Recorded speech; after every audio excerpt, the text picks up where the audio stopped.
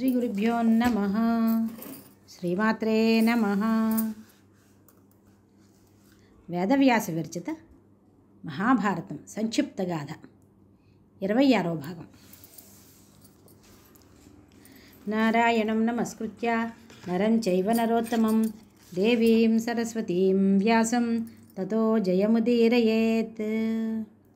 వ్యాసం వసిష్ఠనప్తారం శక్తే పౌత్రమకల్మషం పరాశరాత్మజం వందే సుఖతాతం తపోనిధిం. ఓం నమో భగవతే వాసుదేవాయ.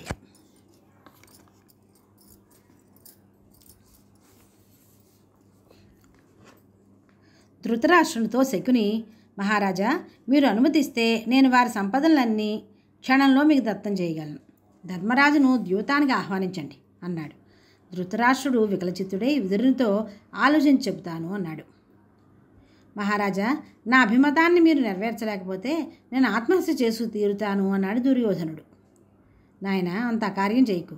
తక్షణం మహాశిల్పులను రప్పించి సహస్ర స్తంభాలతో 100 ద్వారాలతో రత్న ఖచ్చిత కుడ్యాలపై సుందర కళారూపాలు చిత్రింపచేసి మనోహర సభాభవన నిర్మాణం ఆరంభించి దాని ప్రవేశ సమయవేళ ఈ జోదం విషయం నాకు గుర్తు చేయి అని వారిని పంపి విదురుని కబురు పంపి ధర్మరాజును ద్యూత క్రీడగా ఆహ్వానించమన్నాడు. విదురుడు జోదం వల్ల వచ్చే ప్రమాదాలను వివరించగా, మహామంత్రి, ఈ అన్నదమ్ముల మధ్య విద్వేషాలు పెరగకూడదని, వారు ఉభయులు సంతోషంగా ఉండాలని నేను వాంఛిస్తున్నాను. భీష్మద్రోణులు నువ్వు ఉండగా వారి మధ్య విద్వేషాలు పెరగవు. ద్వేషానికి తావులేని సుహృద్యూతం ఏర్పాటు చేద్దాం.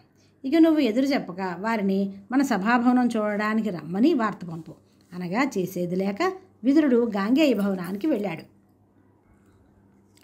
ధృతరాష్ట్రుడు దుర్యోధనుని పిలిపించి, నాయన, విద్వాంసుడైన విదురుడు జూదం వల్ల అన్ని అనర్థాలే వస్తాయంటున్నాడు కనుక ఆ యత్నాన్ని విరమించండి అని పరిపరి విధాల మందలించాడు. కానీ ఆ మాటలను పెడచెవిన పెట్టాడు దుర్యోధనుడు. మహారాజా, అనుభవం లేని శాస్త్రజ్ఞాని విదురుడు. అటువంటి వానికి వ్యవహారాలు అర్థం కావు. యస్య నాస్తి స్వయం ప్రజ్ఞ కేవలం తు బహుశ్రుతః న స జానాతి శాస్త్రార్థం దర్వీ సుపరసావివ అని మీరు ఎరుగుదురు. ద్యూతక్రీడ రాజులకు చిరకాలంగా ఉన్న వినోదమే. జూదం కారణంగా జరిగిన యుద్ధాలేం లేవు. అందుచేత మీరు పాండవులకు కబురు పెట్టండి. భవన నిర్మాణం పూర్తిగా వస్తున్నది అన్నాడు.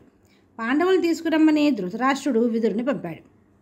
విదురుని రాకను విన్న ధర్మరాజు వినయంతో ఎదురు వెళ్ళి ఉచిత మర్యాదలు జరిపాడు. మహామంత్రి, ఎప్పుడూ ప్రసన్నంగా ఉండే మీ ముఖంలో విచారం కనిపిస్తోంది. కారణం ఏమిటి అనగా, ధర్మనందన, కౌరవ జ్యేష్ఠుడు తన తండ్రిని బలవంతాన ఒప్పించి మిమ్మల్ని ద్యూత క్రీడగా ఆహ్వానించమంటే వచ్చాను అన్నాడు. ధర్మరాజు దానికి, మహామంత్రి, జూదం సర్వనాశన హేతువని తెలియనివాడివా నువ్వు? అయినా ఎందుకు అంగీకరించావు అన్నాడు.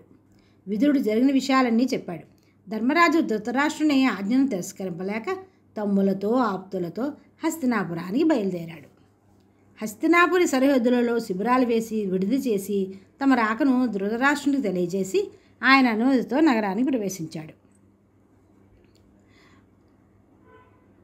పాండవులు భీష్మ, ద్రోణ, కృపాచార్యాది కుల వృద్ధులందరికీ అభివాదాలు చేసి కృష్ణ, దుర్యోధన, శకుని, సోమదత్త, అశ్వత్థామాదులను కుశల ప్రశ్నలతో సత్కరించి తారాగణ మధ్యంలో చంద్రుని వలె కోడండ్రతో ఉన్న గాంధారికి నమస్కరించి ఆశీర్వాదాలు పొంది ధృతరాష్ట్రుని చేరి పాదాభివందనం చేశారు. ఆయన వారిని అందరినీ దగ్గరగా తీసుకుని శిరస్సులు ముద్దాడాడు. అనంతరం ఆయన ఆజ్ఞ మీద పాండవులు సభాభవన దర్శనానికి వెళ్ళారు. అక్కడ దుర్యోధన సోదరి దుశ్శల, దుర్యోధనుని పత్ని భానుమతి, ఇతర నారీజనం ద్రౌపదికి స్వాగతం ఇచ్చారు. అందరినీ ద్రౌపది సౌందర్యం ఆకర్షించింది. వారిలో అది అసూయను రేపెత్తింది. ఒకరోజు గడిచింది. మర్నాడు ఆ నూతన సభాభవనానికి పాండవులు రాగానే శకుని పాచికలు ఆడిస్తూ, పాండవాగ్రజ, నీకు అత్యంత ప్రీతికరమైన ద్యూత క్రీడ కొంతసేపు సాగిద్దాం అన్నాడు. దాని ధర్మరాజు, శకుని, ద్యూతం వినోదానికి బాగానే ఉంటుంది, కానీ అది పాప కలహేతువని, దానికో నీతి లేదని, కపట చిత్తులే అందులో పాల్గొంటారని పెద్దలు అంటున్నారు కదా అన్నాడు. అప్పుడు శకుని, ధర్మనందన, ఎవడు తన ఊహను అనుసరించి పాచికలు నడపగలడో వాడికి భయాలు అనవసరం. ఈ విద్యలో నువ్వు అసమానుడివి. ద్యూత క్రీడామర్మాలు తెలిసిన నువ్వు భయపడుతున్నావంటే ఆశ్చర్యంగా ఉంది. జయాపజయాలు దైవాధీనాలు అని మేము దానికి సిద్ధపడుతుంటే విజయమర్మం తెలిసిన నువ్వు వెనుకంజ తెలిసి వేస్తావా అన్నాడు శకుని. ఎలా అయినా ఆట జరగకుండా చూడాలని ధర్మరాజు ప్రయత్నించాడు. కానీ శకుని కవ్వించి రంగంలోకి దింపాడు. శకుని యుద్ధానికి ద్యూత క్రీడకు ఆహ్వానం వస్తే తిరస్కరించడం రాజధర్మం కాదు.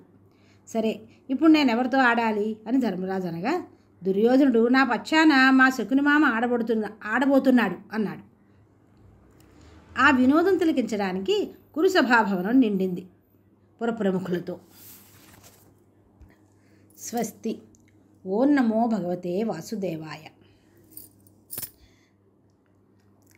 శ్రీకృష్ణ శరణం మమ.